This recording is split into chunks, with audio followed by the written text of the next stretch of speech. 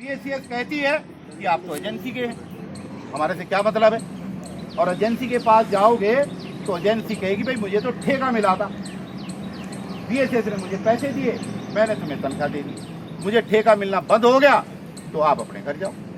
किसके दरवाजे पे जा रहे हो बताओ? कोई है रास्ता?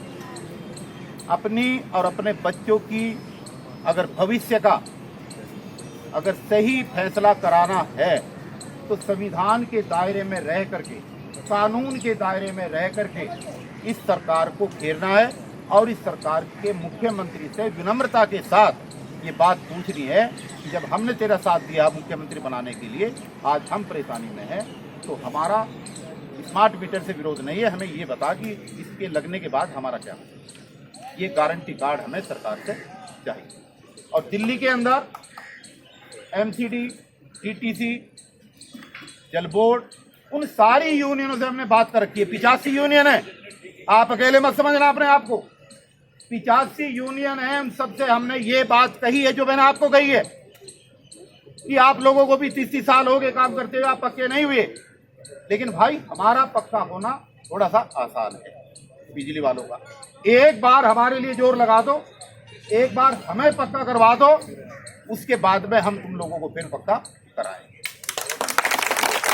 तो 27 तारीख को उन सभी सामाजिक संगठनों के नेतृत्व करने वाले लीडरों की उपस्थिति में केजरीवाल और दिल्ली सरकार को घेरने की एक तारीख तय होगी कि कब हम उससे पूछने जाएं कि हमारे भविष्य का बता क्या हो। और वो तारीख सबके बीच में तय हो, ईमानदारी के साथ तय हो और इस भावना के साथ तय हो कि अगर हम बाहर निकले हैं अपने अधिकारों की लड़ाई के लिए तो हम पीछे नहीं हटेंगे। ये होना चाहिए, नहीं होना चाहिए। आज हालात ये है, एक एक मिनट से खबर आ रही मैनेजमेंट की, एक एक मिनट से आ रही है खबर।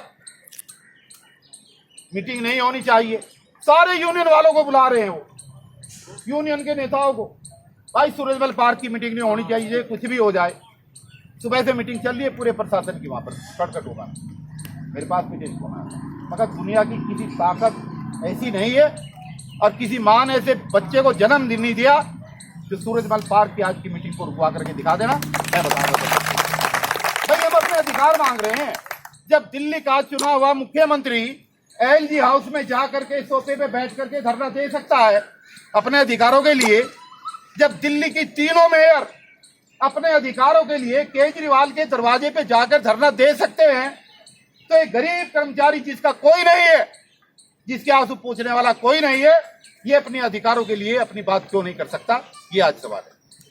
ये है या नहीं है? और ज्यादा लंबी बात ना करते हुए दोस्तों मैं एक बात कह रहा हूं आपको, इस बार का जो मिशन है, इस बार के मिशन का आपने अगर व्हाट्सएप पे देखा होगा, मिशन भरोसा, मिशन भरोसे के नाम से हमने चला है।